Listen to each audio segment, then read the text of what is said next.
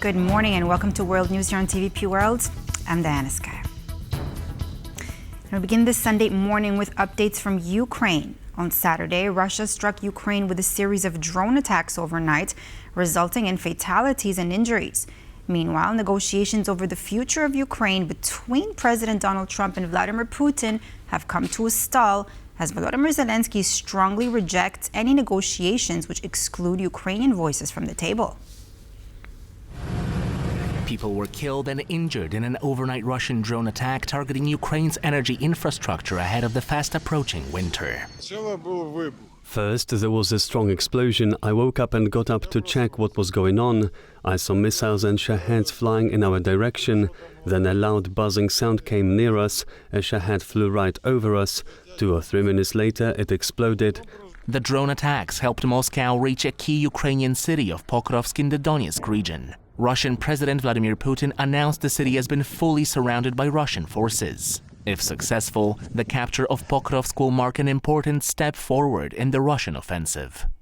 The attacks were condemned by NATO's Secretary General Mark Rutte, who called Russian actions and escalatory nuclear rhetoric dangerous and reckless. Because the threats we face are real and lasting. Russia's unprovoked war against Ukraine is the most obvious example of the threat. But the danger posed by Russia will not end when this war does. For the foreseeable future, Russia will remain a destabilizing force in Europe and the world. Hungarian President Viktor Orbán attempted to use the grave situation in Ukraine to position himself as a middleman between Trump and Putin, as he hopes for his country to be exempt from US secondary oil sanctions. So oil is coming from the Druzhba pipeline, which is the main supply, and that is a Croatian one, which is just supplementary. But later on, with some big investments, it could serve better the interest of Hungary. Meanwhile, the Ukrainian president refused to agree to any negotiations which do not include the Ukrainian side. Orban wants to bring Trump to Hungary for a meeting with Putin. You know our stance on this. I won't repeat myself. Should there be a meeting that results in a ceasefire and the end of the war, wherever it may be, Ukraine will support it. I have always said as much. However, if meetings are only for Mr. Orban's political gain and produce no results, we cannot support that. While the situation in Ukraine causes growing concern among many international actors, one thing is certain: the war is far from over. Now, Ukraine faces relentless aerial attacks with drones, missiles, and glide bombs filling its skies daily. In response, the country's tech innovators are reshaping how air defense forces train. Now, this next report takes you inside the world of combat simulators.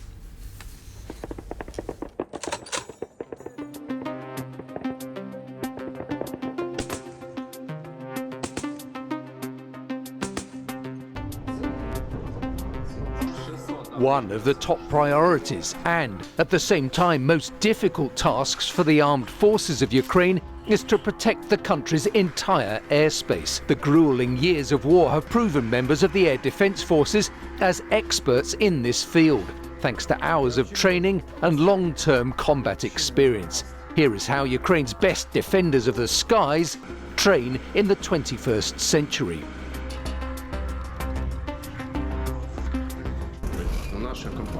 We began our operations in 2018-2019. When full-scale war broke out, we retrained and constructed simulators for various types of small arms, as well as air defense simulators for eliminating Shaheds and other aerial targets that attack Ukraine every day. This way, we expanded our arsenal and now have over 50 types of combat simulators. Training on military simulators brings a number of logistical and financial benefits. First of all, it's a very safe way of target practice. Secondly, this training method is very cost and time effective. It allows us to save ammunition and travel time to the shooting range and all the logistics involved in simply allowing soldiers to shoot. Training here is basically free of charge. A Kalashnikov cartridge costs about $1, whereas here all it uses up is electricity. but its effectiveness during actual combat that's of utmost importance. It is not the words but actions that speak the loudest here. The soldiers who train with us bring their trophies. Here lies a Gerbera, a Russian long-range unmanned aerial vehicle, and next to it are fragments of a Kh-101 missile. The number of accurate hits has gone up significantly. The lads returned and want to train even more on the simulators because it really improves their effectiveness. There are many training centres like this across Ukraine, and training for soldiers is free of charge. A growing number of European countries are purchasing this type of equipment and incorporating it into their militaries, strengthening the quality of their preparations for the increasingly frequent threats in the airspace.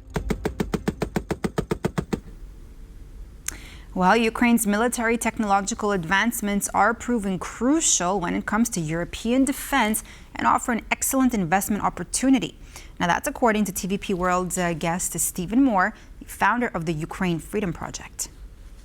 The level of technological advancement that's coming out of Ukraine is just breathtaking. You know, American weapons, especially the drones, really don't work over here. You know, they're very expensive, and they don't work as well as the homegrown Ukrainian drones, which are, you know, $500 to $1,000 for a kamikaze drone.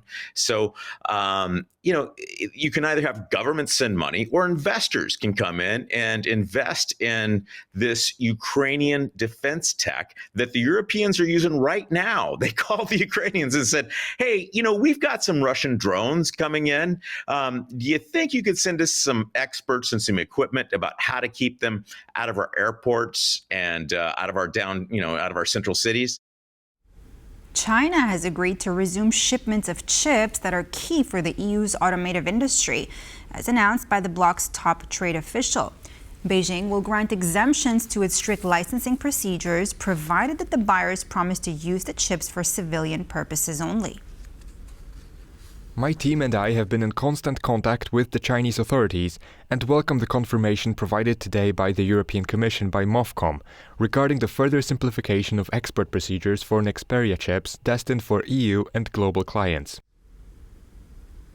The chairman of Bulgaria's State Reserve said fuel supplies are secure for at least 3 months, which is a crucial buffer as Washington's latest sanctions on Russian energy move closer to taking effect. As we expected, the inspection concluded without finding any discrepancies in the required quantities. We conduct such checks regularly.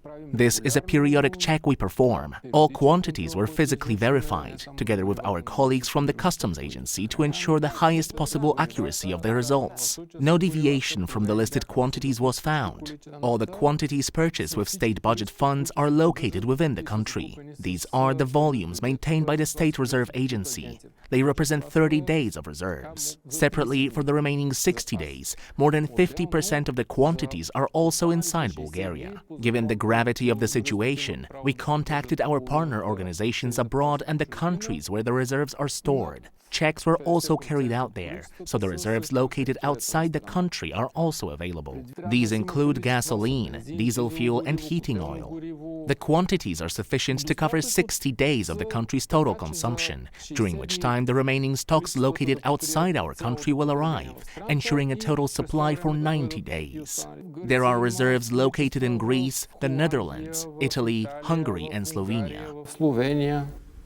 Romania is suffering from a wave of layoffs brought about by high taxes and rising energy costs, as well as weaker than expected growth. The country's officials say a necessary reconfiguration is also underway, which could cause further job cuts in the public sector. High taxes and energy costs for businesses across Romania have led to a massive wave of layoffs. The bills have increased. Normally there shouldn't be layoffs before the holidays. In the first 9 months of 2025, over 9,000 people lost their jobs, a more than 30% increase compared to the same period in 2024. How can it be? Quite stressful and worrying at the same time for everyone. Industry, IT, and transport are the sectors of economy most affected by the layoffs, with further job cuts expected in energy and automotive component manufacturing. That's not all, however, as job cuts in the public sector are also being announced. We have areas both in the local and central public administration that are requesting more employees, with good reason. At the same time, I understand that there are areas in which we should reduce staff, or better yet, reallocate them.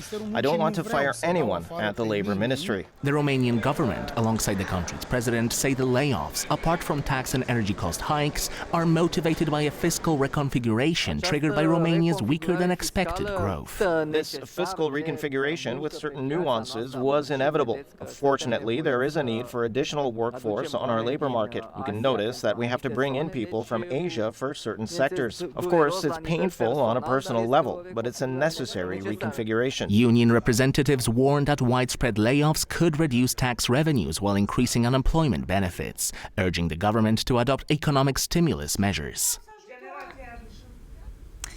This weekend, the United Kingdom marks the Remembrance Day. Established following the end of World War I, the holiday is observed annually to honor members of the armed forces who have died in line of duty.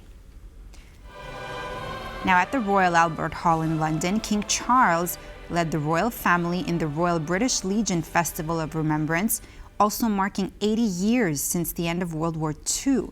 The event was organized to pay tribute to British military servicemen, past and present. Memorial events are scheduled to take place all around the Commonwealth, but also beyond its borders. Now in Poland, the British ambassador will lay flowers at the memorial for the crew of the B-24 Liberator bomber shot down over Warsaw while trying to aid the Warsaw Uprising.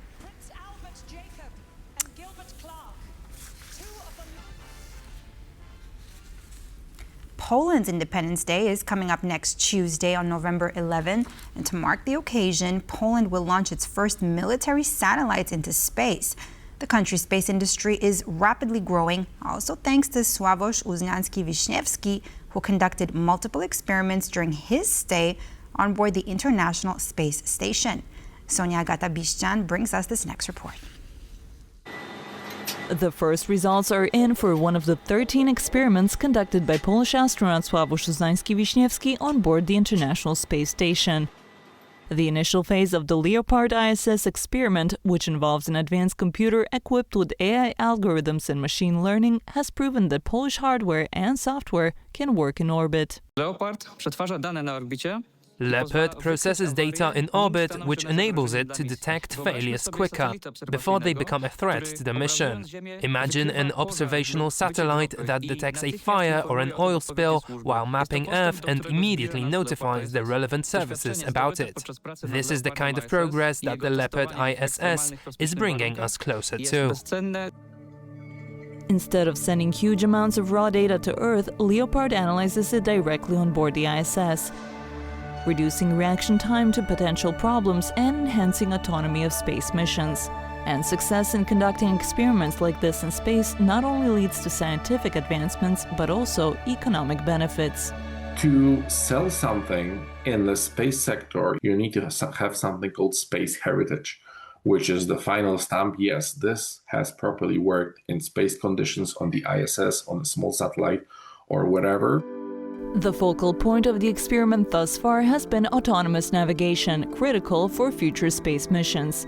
In the absence of GPS signals on the Moon or Mars, robots must be able to determine their location independently. By virtue of having been in space, the technology has already benefited its developers. As I heard from people working there, they already are selling this product because Sławosz has brought this experiment and had it tested on the International Space Station. The Polish mission to the ISS advanced the country's space sector, which continues to grow. On Thursday, Polish Defense Minister Władysław Kosiniak-Kamysz announced that Poland's first military satellites will be in orbit in a matter of days. Among them is a synthetic aperture radar satellite that captures detailed satellite imagery regardless of weather conditions, critical for security and defense. We can see the movements, for example, of the army in satellite images, right? So we can see how the enemy is approaching, for example, our border. Poland's military satellites will launch into space aboard a SpaceX Falcon 9 rocket from Cape Canaveral, Florida. For TVP World, I'm Sonia Agata-Biszczan. And that's all for this edition of World News here on TVP World. I'm Diana Skye. Thanks for watching, but don't go away. Up next, we have World Talks.